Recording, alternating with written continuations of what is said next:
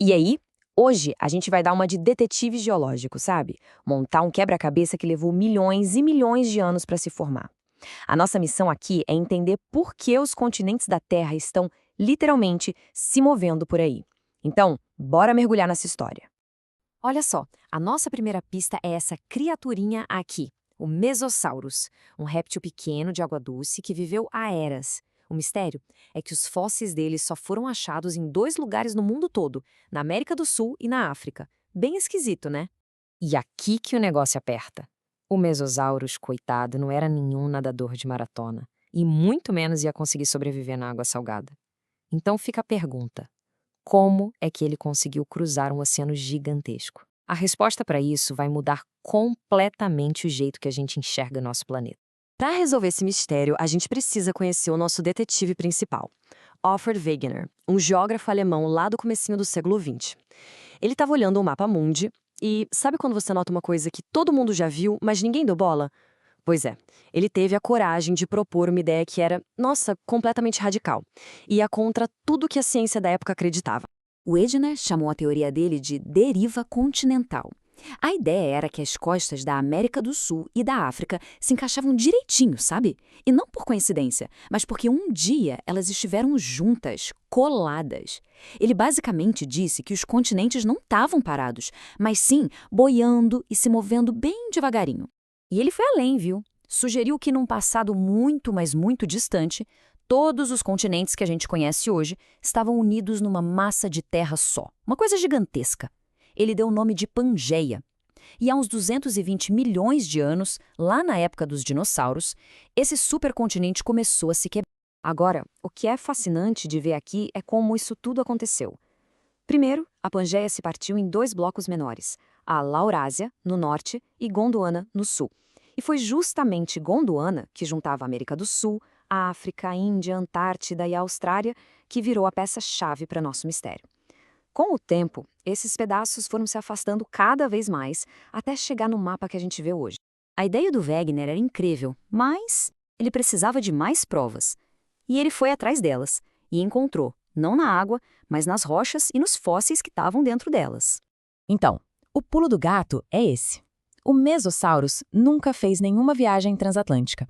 Ele simplesmente andava e nadava entre o que hoje é a América do Sul e a África, porque, naquela época, era tudo a mesma terra, o supercontinente Gondwana. O oceano? Bom, o oceano só apareceu bem depois.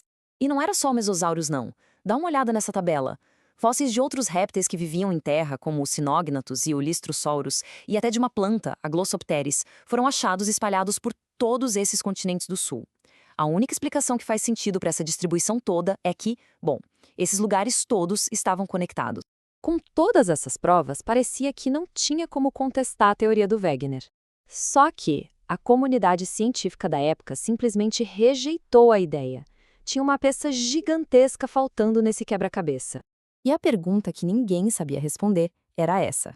Tá, beleza, os continentes se movem, mas como? Que tipo de motor de força colossal seria capaz de empurrar massas de terra do tamanho de continentes? Wegener não tinha essa resposta. E sem um mecanismo, a teoria dele ficou meio que na gaveta por décadas. A resposta veio de um lugar totalmente inesperado: o fundo do mar. Depois da Segunda Guerra Mundial, a tecnologia de sonar evoluiu muito e permitiu mapear o assoalho oceânico com um detalhe nunca antes visto. E o que acharam lá embaixo não era um chão liso e sem graça. Era um cenário super dinâmico, cheio de cadeias de montanhas, vales profundos e umas fendas imensas. E foi justamente estudando essas fendas no meio do oceano que os cientistas finalmente descobriram um motor que Wegener tanto procurava. A solução para o quebra-cabeça finalmente estava completa. E aqui a gente vê direitinho como funciona. Imagina umas correntes de rocha derretida no manto da Terra, tipo água fervendo numa panela, sabe? Essas correntes empurram a crosta terrestre para os lados. Aí o magma sobe por essas fendas no meio do oceano, endurece e cria um novo assoalho. Esse processo, que se chama expansão do assoalho oceânico, vai empurrando os continentes sem parar, afastando um do outro. Isso tudo nos levou à teoria das placas tectônicas.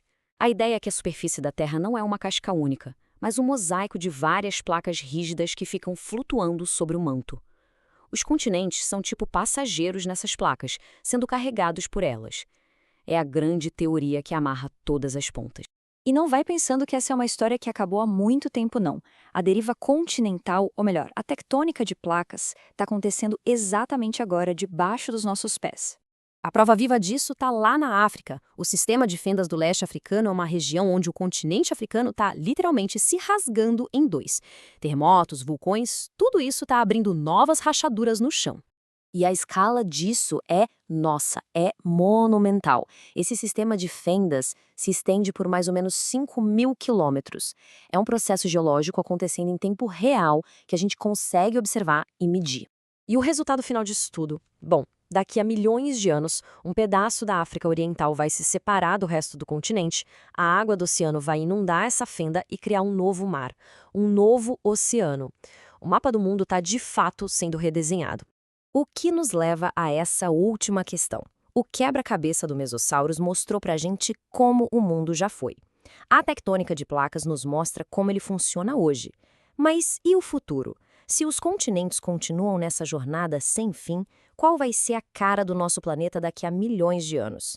A única certeza é que a Terra vai continuar essa dança geológica. Valeu por desvendar esse mistério com a gente.